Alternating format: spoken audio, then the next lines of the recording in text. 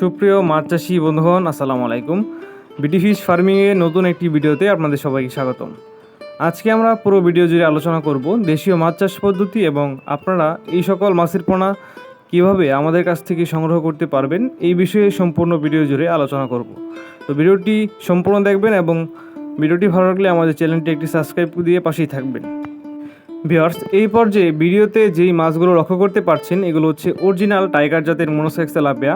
বাংলাদেশের চাষকালীন সময়ে এই মাছগুলো খুব অল্প সময়ে বাজারজাত করা যায় এবং চাষি ভাইদের পছন্দের শীর্ষে থাকে এই মনোসেক্স তেলাপিয়া।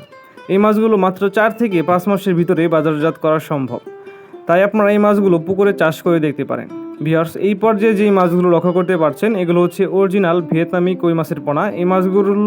এই মাছগুলোর চাষকালীন সময়ে মাত্র 3 মাসের ভিতরে বাজারজাত করা যায়। আপনি যদি ভালো মানের প্রোটিন সমৃদ্ধ ফিড খাবার খাওয়াতে পারেন তাহলে 3 মাসের ভিতরে এই মাছগুলো বাজারে বিক্রি করার উপযোগী হয়ে যাবে।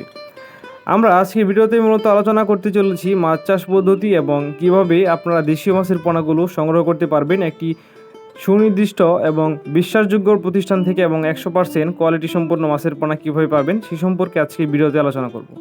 ভিউয়ার্স, এই পর্যায়ে যেই মাছগুলো দেখতে পাচ্ছেন এগুলো বাংলাদেশের বর্তমানে শীর্ষে থাকা চাহিদা সম্পন্ন মাছ, তারাবাই মাছ। এগুলো দেশীয় তারাবাই মাছ।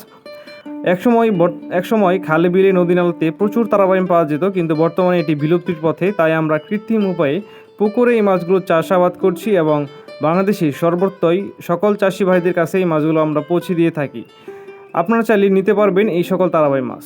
ভিউয়ার্স, এখন যে মাছগুলো স্ক্রিনে লক্ষ্য করতে পারছেন এগুলো হচ্ছে অরিজিনাল হালদা নদীর কাতল মাছ। এগুলো হালদা নদী থেকে বড় ব্রুট মাছ থেকে আমরা সংগ্রহ করে থাকি এবং এই মাছগুলো খুবই দ্রুত বৃদ্ধি পায় এবং এই মাছগুলো আপনারা 1 বছরে 7 থেকে 8 কেজি করে ফেলতে পারবেন আপনাদের পুকুরে। এই মাছগুলোর চাষাবাদ সময় খুবই অল্প, এই মাছগুলো দ্রুত বৃদ্ধি পায়, তাই চাষি ভাইয়েরা নিয়ে থাকে।